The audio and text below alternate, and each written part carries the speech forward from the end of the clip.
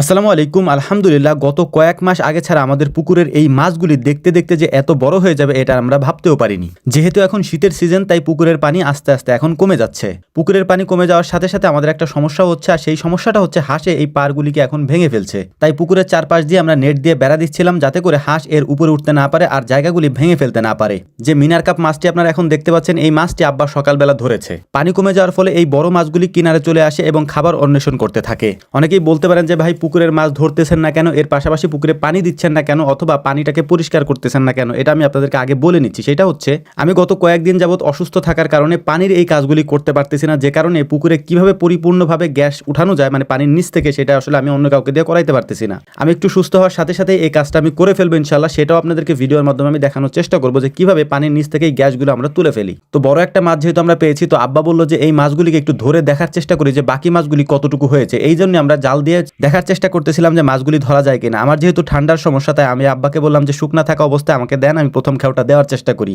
তো আমি প্রথম খেওটা দেওয়ার পর সুন্দরভাবে সেটা পড়ছে, কিন্তু আমাদের জাল এমনভাবে ছেঁড়া এটার মধ্যে মাছ আটকানোটা অসম্ভব একটা ব্যাপার। তারপরে আব্বা এটা দিয়ে আর একটা খেও দিল, তো আব্বার খেওটা মোটেও পড়ে নাই। তো আবন একেবারে হাসিয়ে তারপর হচ্ছে যে গড়াগড়ি খাইতেছিল আব্বার খেও দেখে আর কি। তো যাই হোক, এরপরে আমরা অনেকক্ষণ চেষ্টা করছি জাল দিয়ে খেও দেওয়ার জন্য যে মাছ ওঠে কিনা, অনেকবার চেষ্টা করছি, কিন্তু এইভাবে মাছ উঠানো যায় না। মানে যখন বড় বড় মাছ তো খেওয়া দেওয়ার সাথে সাথে মাছটা নিচ থেকে চলে যায় আর কি, যেহেতু এটার মধ্যে কাঠি কম, মানে ডুবতে ডুবতে সময় লাগে। আর জাল কিনবো করে কেনা হচ্ছে না, পুকুরের পানিটা নষ্ট হয়ে যাচ্ছে দিন দিন। যেহেতু আমরা আগে থেকে মেশিন এনে রেখেছি পুকুরে পানি দেওয়ার জন্য, কিন্তু আমি অসুস্থ থাকার কারণে যেটা আমি দিতে পারতেছি না। মানে আমি অসুস্থ বলতে সুস্থ আছি, কিন্তু পানির কাজগুলো করতে পারতেছি না। টানা পানির কাজগুলো করতে করতে আমার ঠান্ডার সমস্যাটা হয়ে গেছে। ডাক্তারও নিষেধ করছে যে ঠান্ডার সমস্যাটা মানে ঠান্ডাটা একটু কমার পরে তারপর এই কাজগুলি আপনি করেন। এই কারণে মূলত এটা হচ্ছে না আমার করা। তারপরও আমি যদি না পারি অন্য কাউকে দিয়ে এটা আমি করিয়ে ফেলবো, কারণ পুকুরের অবস্থা তেমন একটা ভালো না, যে কোনো সময় গ্যাস ফর্ম করতে পারে। এটাতে আমাদের পুকুরে যে বড় বড় মাছগুলি আছে এই মাছগুলি সমস্যা হতে পারে, যেটা আমরা বুঝতেছি আর কি। তো ইনশাআল্লাহ খুব শীঘ্রই এই কাজগুলো আমরা করে ফেলবো। তো অনেকক্ষণ চেষ্টা করার পর একটা মাছও আমরা পাইতেছি না। মানে নৌকা নিয়ে তারপর হচ্ছে পুকুরের মাঝখানে খাওয়ানোর চেষ্টা করতেছিলাম, দেখি যে মাছ ওঠে কিনা। তো একটা পাঙ্গাস মাছ উঠছে একেবারে ছোট,